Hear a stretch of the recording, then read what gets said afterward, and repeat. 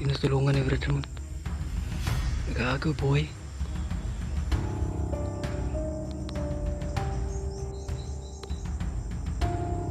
Yan tulo, ang daming dugo ni Berluloy. Gago may gani. Ako dito nagtamang. Daming bali ni Berluloy ah.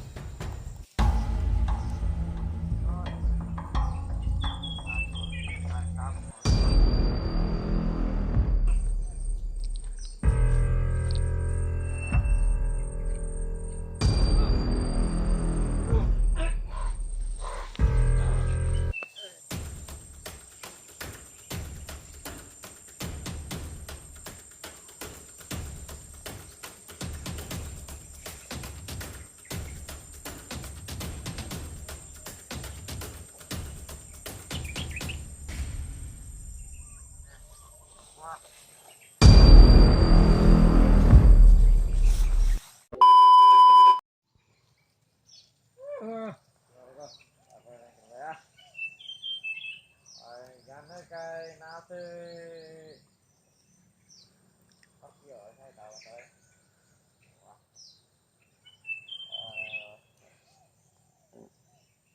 Mag-isa lang pala si Maskara. Ang galing ni Maskara.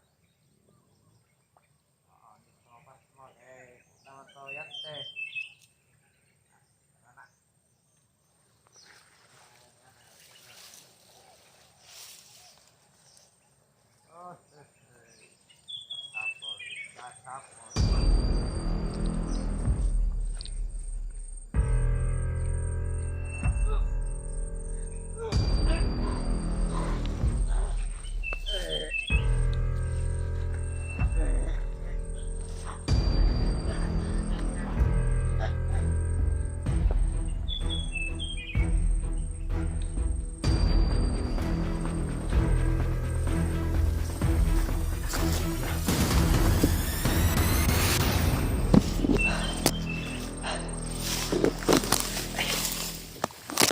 Yung pula nila sa ulo.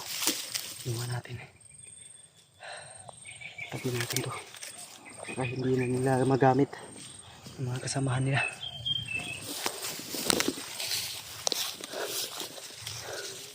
Sabi yung dugo. Yan tulo. Pakinggan nyo. Para nang hinihilik. Ayan. Yan yung nanarapat sa inyo mga hayop kayo. Ganyan humilik yung taong ano tol. Yan o. Kung pwede ko palang ipakita sa inyo tol na maraming dugo yung tumagas. Yung itak natin o. Ang daming dugo. Pero bawal po kasi ma-restrict tayo sa YouTube. So, hindi natin ipapakita yung sugat niya o yung pinsana. Kasi ma-restrict tayo sa YouTube. Sigurado ko na may kasama pa to. Dahil marami daw sila dyan sa unahan. Yun nung narinig natin. Kaya isa-isahin ko kayong mga hayop kayo. Yan yung deserve ninyo at nararapat gawin sa inyo. Mga hayop kayo ha. Pati kapatid ko dinamay nyo mga hayop kayo.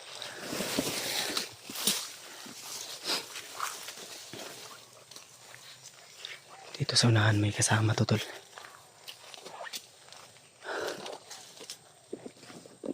Alam ko may kasama pa to dito sa unahan.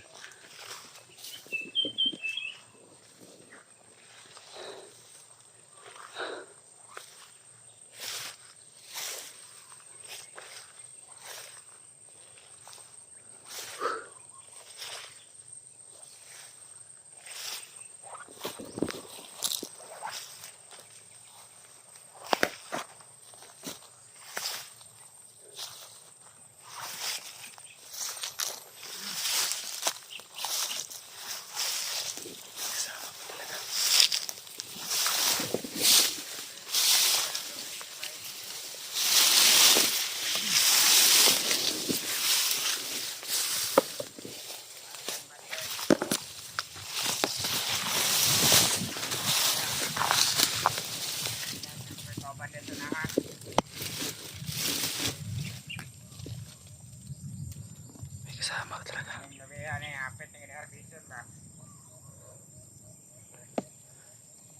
Niyog daw, maramit ng harvestin. Wala namang bunga tong uyog na to. Hayop na bandido to.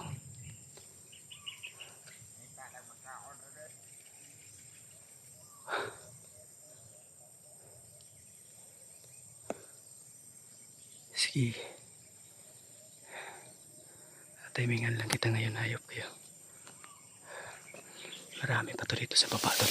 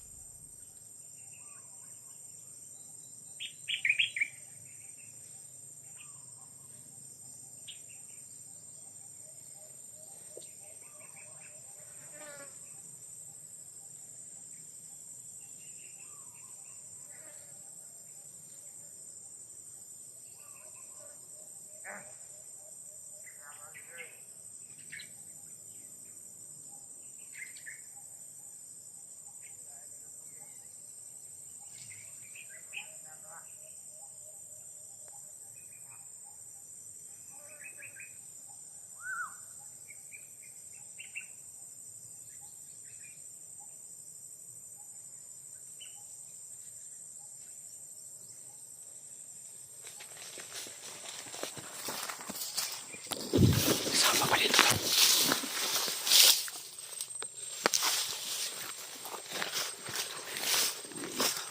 Masok. Pagkapatipong to, dapat tayo mag-ingat.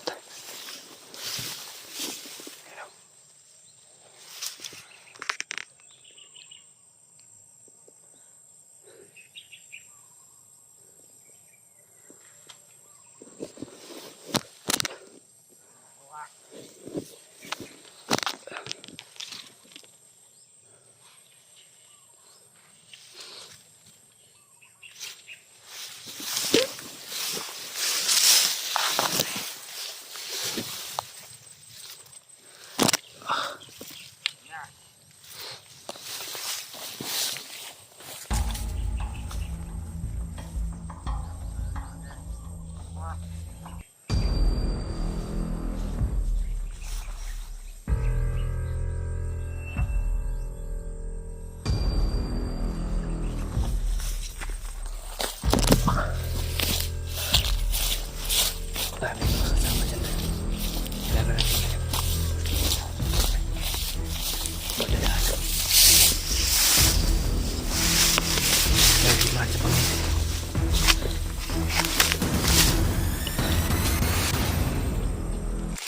Nauna na yung sage natin. Oh. Nauna nang nahulog. Yun yung sage natin.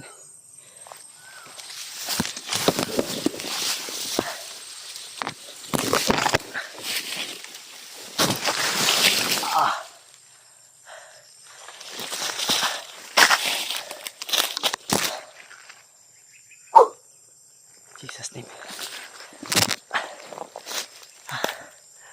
Ito. Ay, Jesus Christ.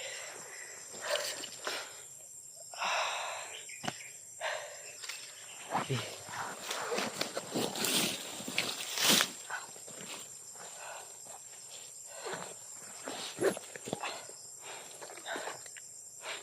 Grabe yung ano tulo, dugo ng itak natin. Parang nanigas na sa itak natin tulo. Kasi marami-rami na rin tayong nadadali o napapatay.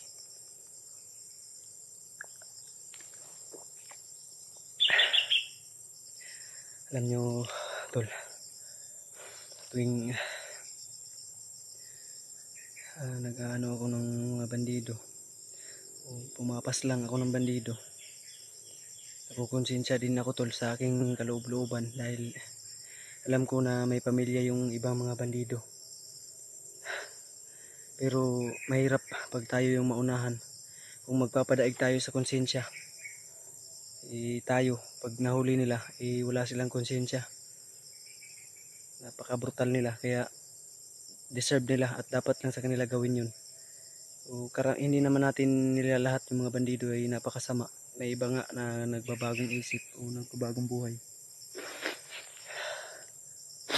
Pasensya na po kayo sa natin. So ganito po yung nararanasan natin. Init, pagod, pawis, ulan. Pero thankful pa rin tayo tol dahil nakasurvive tayo ng mag almost 1 month na tayo din sa bundok na hindi nakababa. Nung nakaraan lang tayo nakababa nung nakabisita tayo kay Kuya Bads. So ngayon balik bundok agad tayo at wala na tayong babaan tol hanggat hindi to na accomplish yung mission natin. So yun, ito yung tinitiyak ko tol na tatagumpay natin to yung mission natin bago pa dumating yung kaarawan ko po. Kailangan nating ma-accomplish to mission na ito at kasama ko po kayo tol sa mission na ito at ipagdasal niyo po ako lagi sana ay walang mangyari sa atin sa ibang mga kasamahan natin. Ipagdasal niyo po rin sila Kyung. Unang-una sa lahat yung Panginoon ay papasalamatan natin lahat. Unang-una hindi natin yung kakalimutan. Siya yung pinakamalakas nating gabay.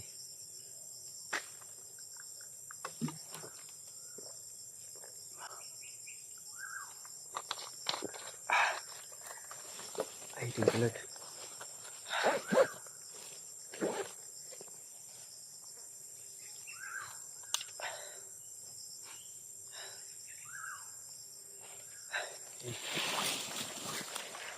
Okay na po tayo.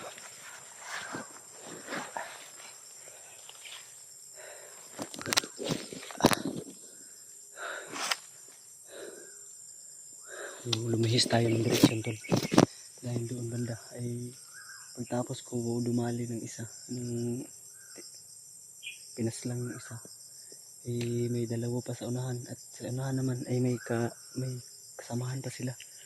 Daming nakaharang o nakabara dyan, mahirapan tayong dumaan kaya dito ako dumaan para lumihis ako ng daan.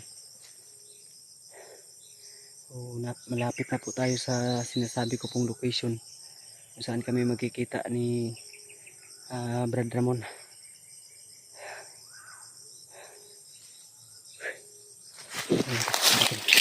Samahan niyo po ito.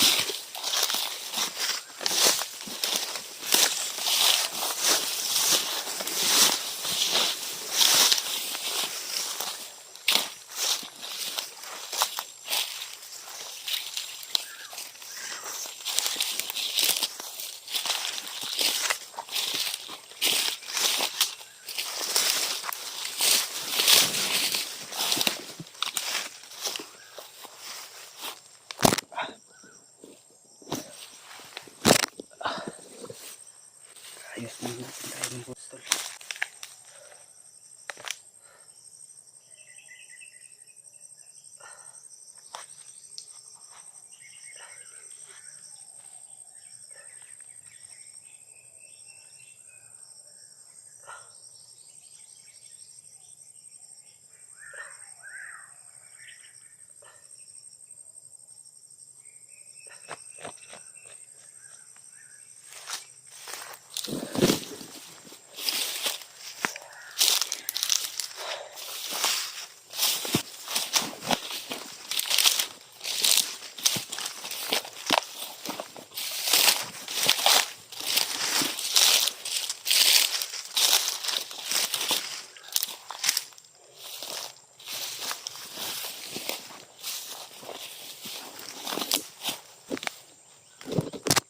Teka lang. May mga kasama, may mga kalaban dito.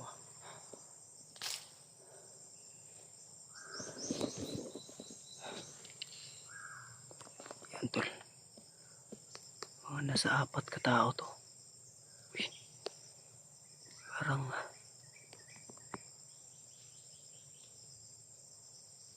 pamilyar to tol ah.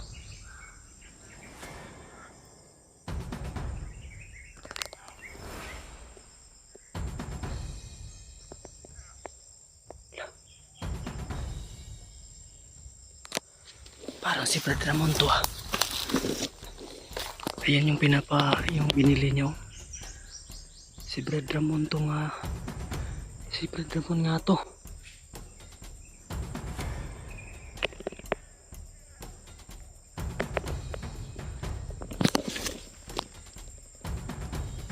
Teka, sinong kasama niya? Bakit may kasama si Brad Ramon?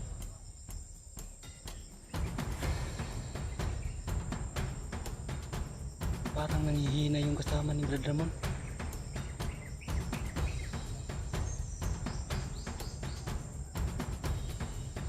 Parang nag-aagaw buhay ito. Ayun tulo. Tinutulungan ni Brad Ramon. Nag-aagaw buhay.